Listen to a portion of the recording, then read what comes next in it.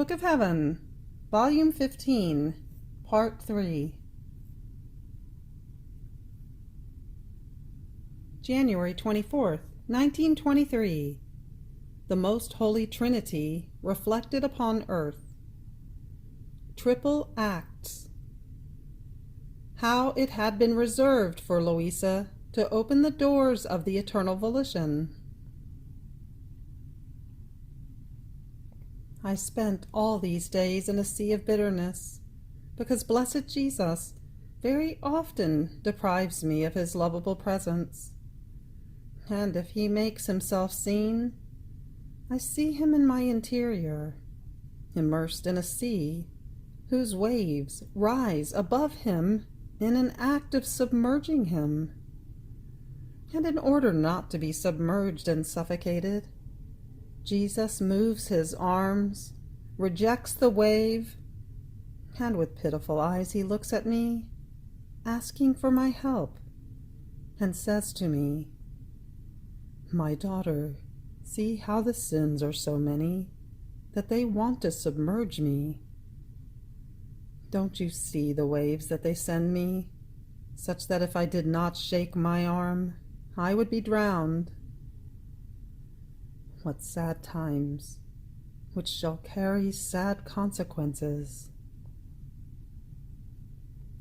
And while he is saying this, he hides more within my interior. What pain to see Jesus in this state! These are pains that torture the soul and tear it to shreds. Oh, how one would want to suffer any martyrdom in order to relieve sweet Jesus.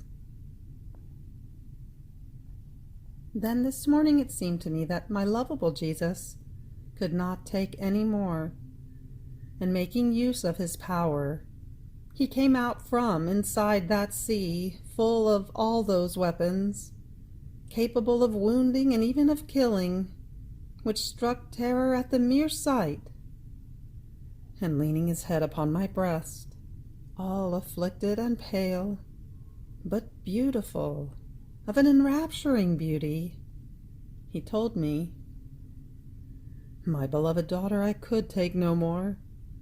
If justice wants its course, my love, too, wants to pour itself out and follow its way.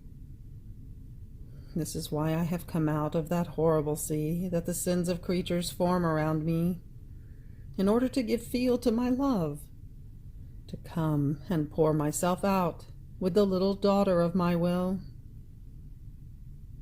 You too could not take any more. In that horrible sea I heard the rattle of your agony because of my privation, and as though putting everyone aside, I have run to you to pour myself out, and to let you pour yourself out in love with me, so as to give you life again." And while saying this, he squeezed me tightly to himself.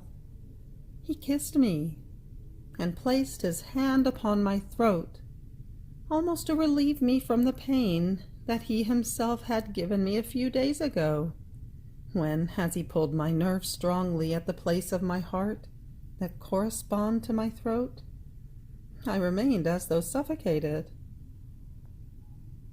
My Jesus was all love, and wanted me to render back to him the kisses, the caresses, the squeezes that he gave me.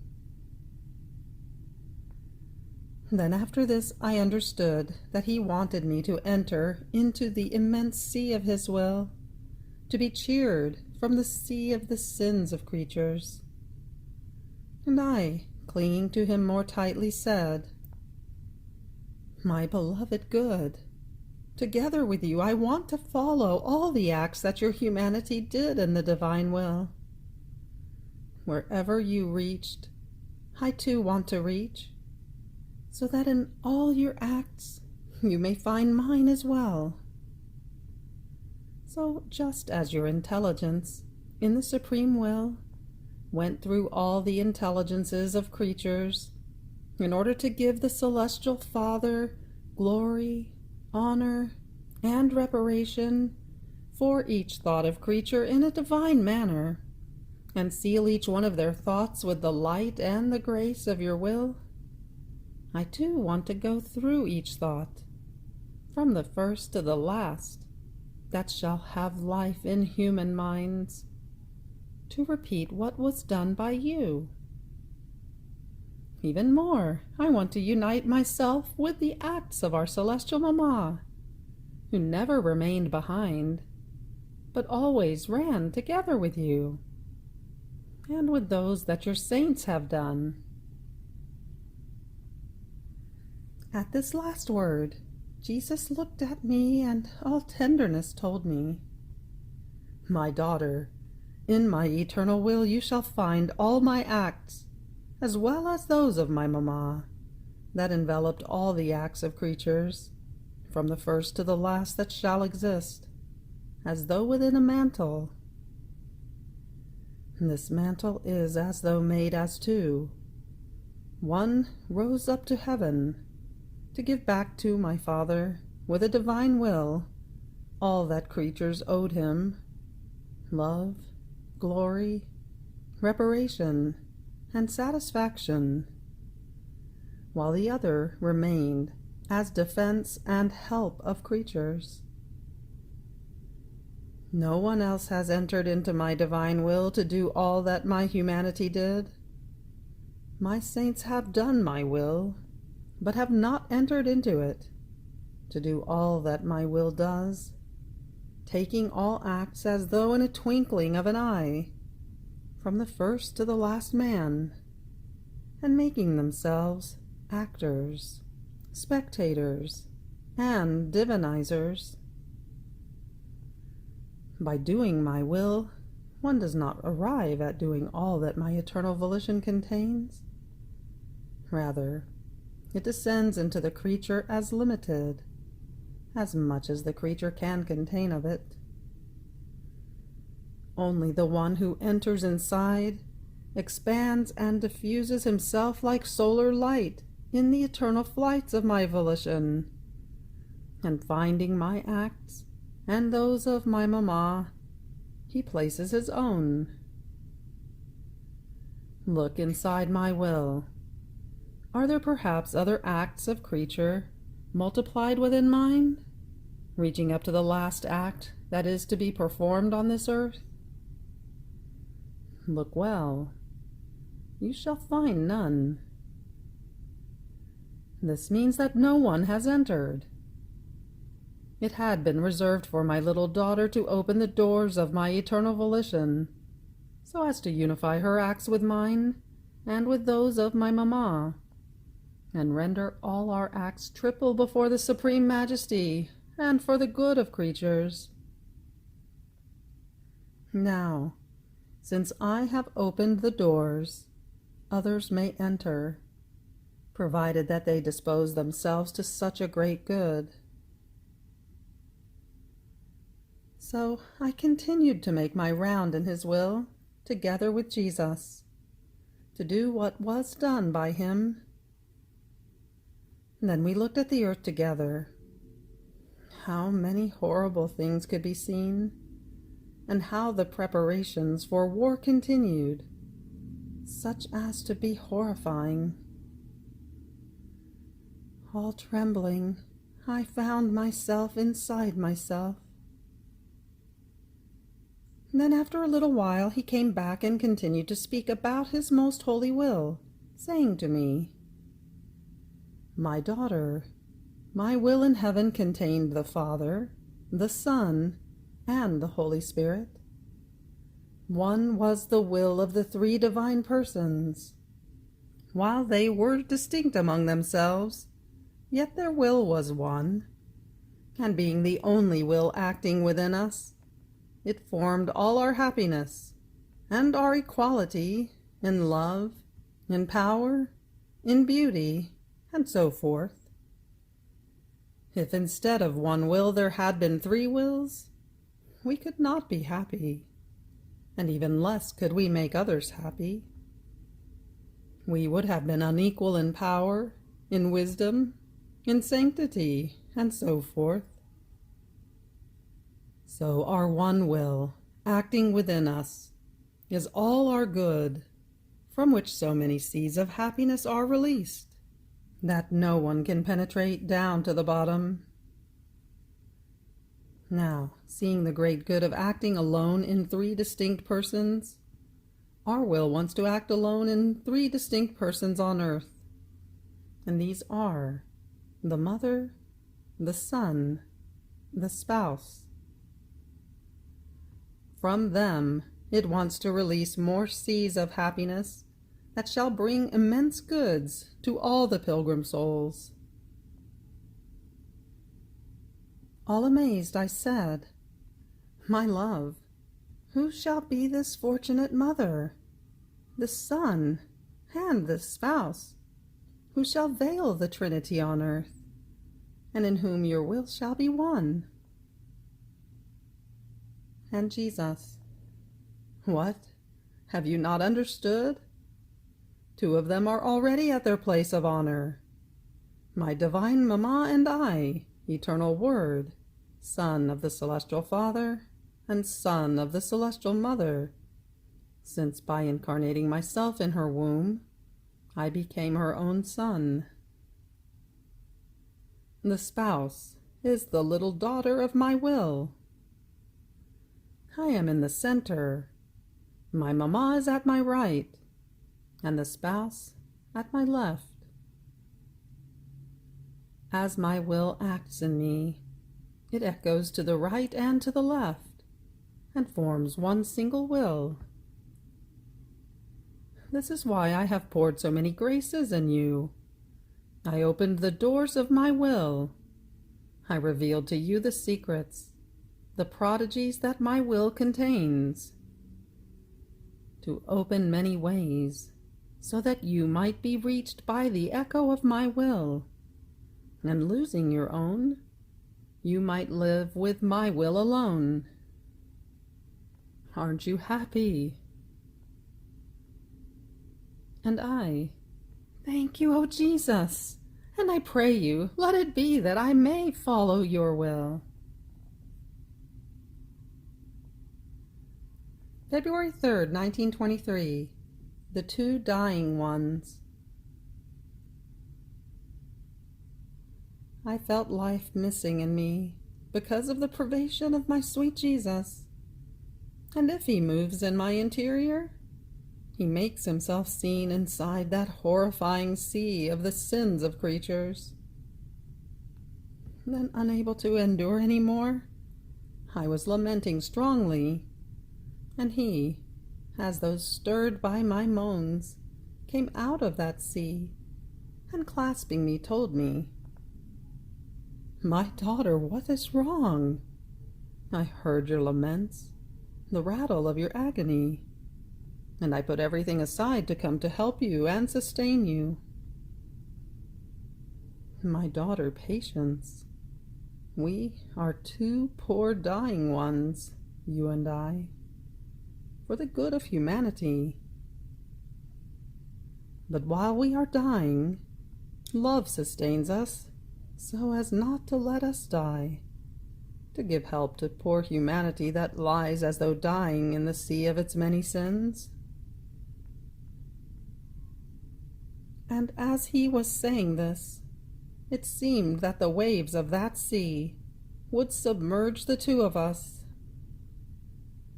Who can say what we were suffering? And since in those waves we could see preparations for wars, I said to him, "My life, who knows how long this second uproar shall last? If the first one lasted for so long, what shall happen with the second? That seems larger." And Jesus, all afflicted, "Indeed it shall be larger, but it shall not last for too long, because I shall put my hand into it, and the scourges from heaven shall dampen those of the earth. Therefore let us pray, and you never go out of my will." February 13th, 1923. The good of being faithful and attentive. I felt all afflicted, and my sweet Jesus, making himself seen for just a little, told me, "My daughter, courage, be faithful and attentive to me, because faithfulness and attentiveness produce equality of humors in the soul, forming one single humor and establishing perfect peace. And this peace renders her dominator in such a way that she does whatever she wants and reaches wherever she wants. Especially for the one who lives in my will, it happens as to the sun. It never changes. One is its act, to unleash light and heat from its sphere. It does not do something today and something else tomorrow. It is always faithful and constant in doing the same thing. But while one is its act, as this act descends and hits the surface of the earth, how many different acts do not take place? They are almost innumerable. If it finds a flower half closed, with the kiss of its light and with its heat, it opens it and gives it color and fragrance. If it finds a fruit unripe, it matures it and gives it sweetness. If it finds fields that are green, it makes them golden. If it finds air that is putrid, it purifies it with the kiss of its light. In sum, to all things it gives what they need for their existence on this earth, and to be able to produce the utility that things contain and which has been established by God. So by its faithfulness and by doing always the same thing, the sun is the fulfillment of the divine will over all created things. Oh, if the sun were not always equal in sending its light, how many fluctuations, how many disorders there would be on earth. And man would not be able to make any calculation, either over fields or over plants.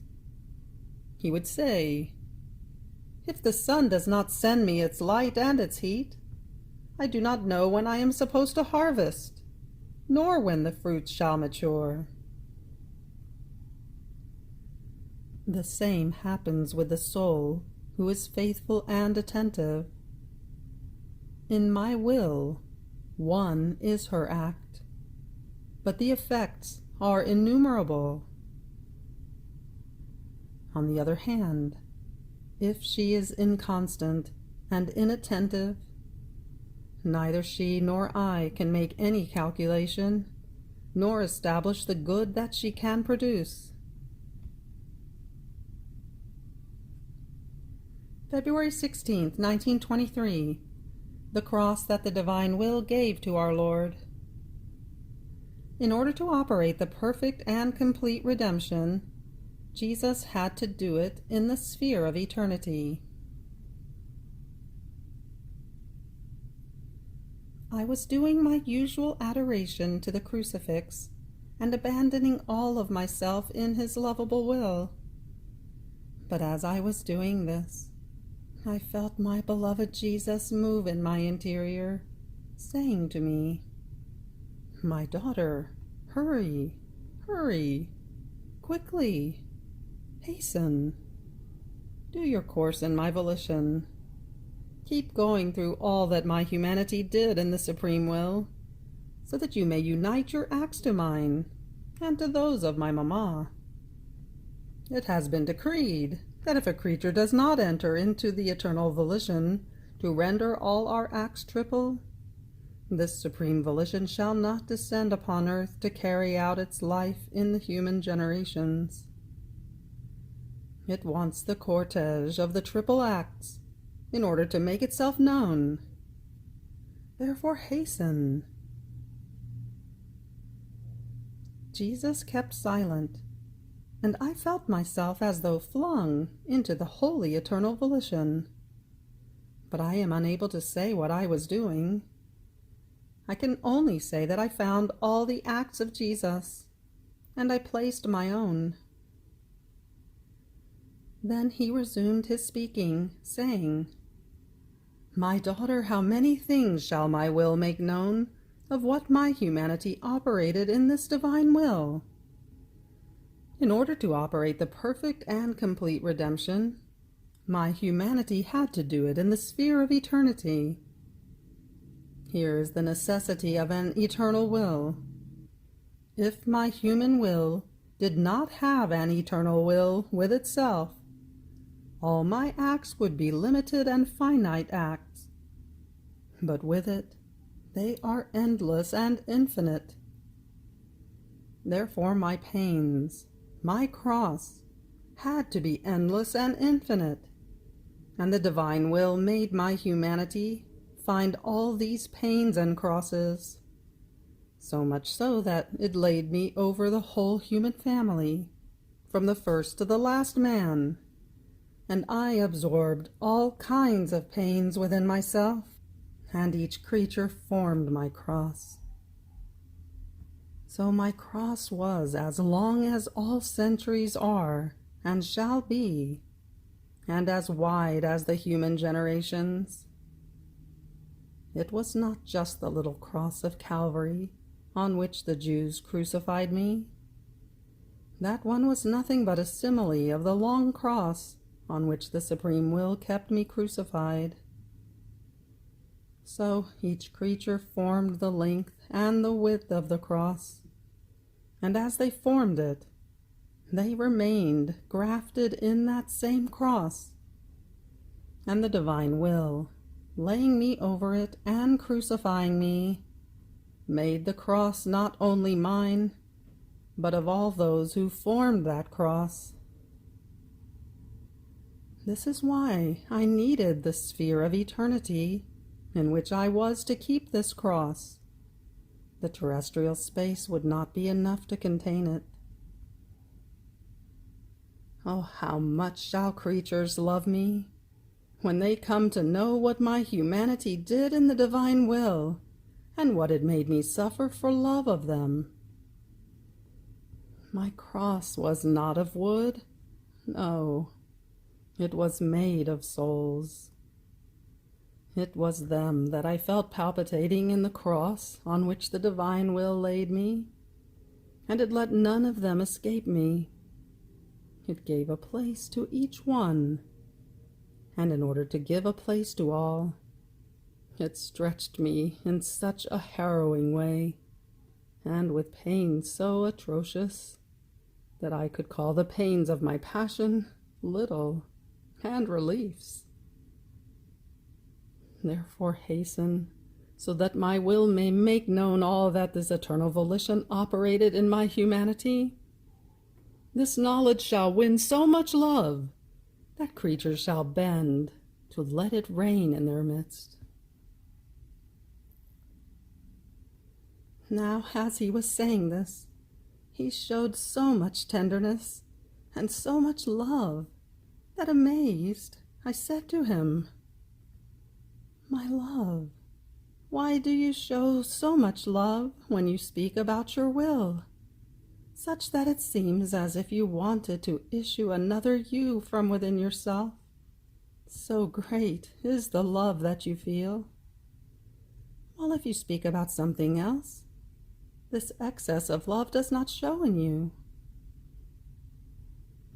And he, "My daughter, do you want to know?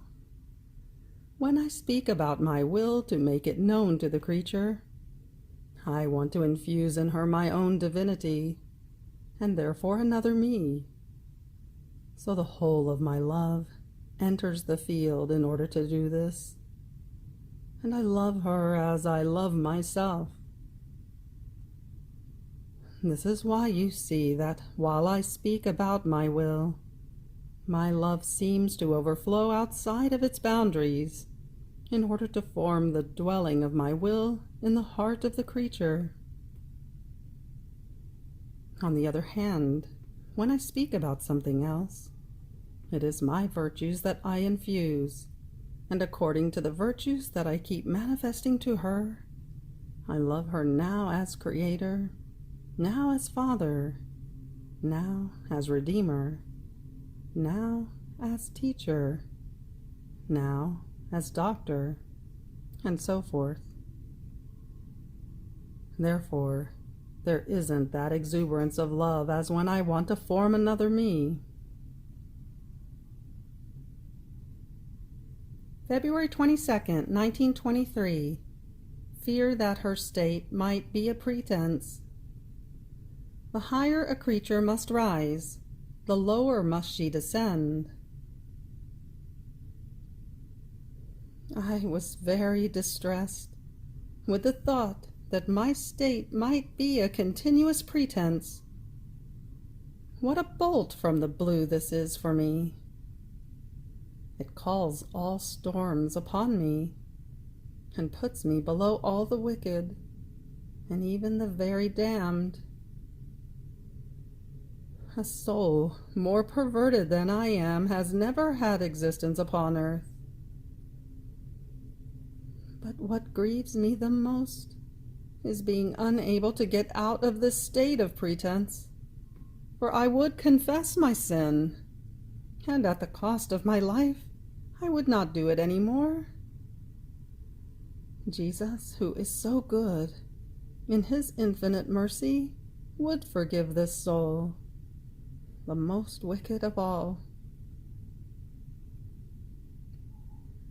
Then, after I had gone through one of these storms, my always lovable Jesus made himself seen, and I said to him, "My beloved Jesus, what an ugly thought this is! Oh, please, do not let pretense have existence in me. Rather, send me death. But do not let me offend you with the ugliest vice, that is pretense. It terrorizes me. It crushes me. It annihilates me. It snatches me away from your sweet arms and puts me under the feet of all, even of the damned. My Jesus, you say that you love me very much, and then you permit this tearing of my soul away from you. How can your heart endure so great a pain of mine?" And Jesus, "My daughter, courage! Do not lose heart. The one who must rise above all must descend to the lowest bottom, below everyone. It is said of my mother, Queen of all, that she was the humblest of all, because she was to be superior to all. But in order to be the humblest of all, she had to descend to the lowest bottom, below everyone. And my celestial mamma, with the knowledge that she had of her God and Creator, and of who she was, a creature, descended so low that, as she would descend, we would raise her, but so high that there is no one who can equal her. The same for you. In order to give the little daughter of my will primacy in my will, having to raise her above all, I make her descend to the lowest bottom, below everyone. And the more she descends, the more I raise her and make her take her place in the divine volition. Oh, how enraptured I am when I see the one who is above all, below everyone. I run, I fly to take you in my arms, and I expand your boundaries within my will. Therefore I allow everything for your good, and also to accomplish my highest designs upon you. However, I do not want you to waste time thinking it over. When I take you in my arms, immediately put everything aside and follow my will. You have reached the end of the Book of Heaven, Volume 15, Part 3. Fiat.